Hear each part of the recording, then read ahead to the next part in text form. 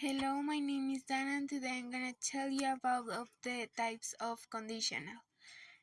Some sentences of conditional are: first is if I want to create a page and the network, I need an email account and personal information.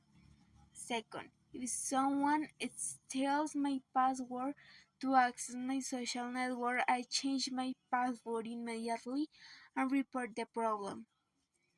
With the conditional one, the first is if I create a page, I will expose some personal information like my name and interested.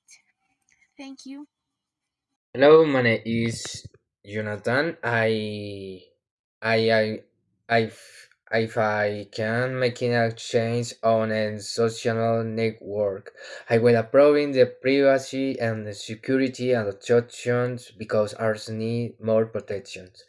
Conditional two, if a stranger since send my prevent picture of themselves and I will brow that person and deliver the picture.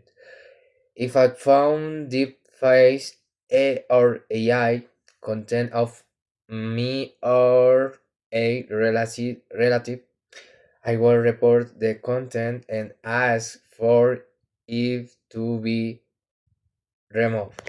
Thank you.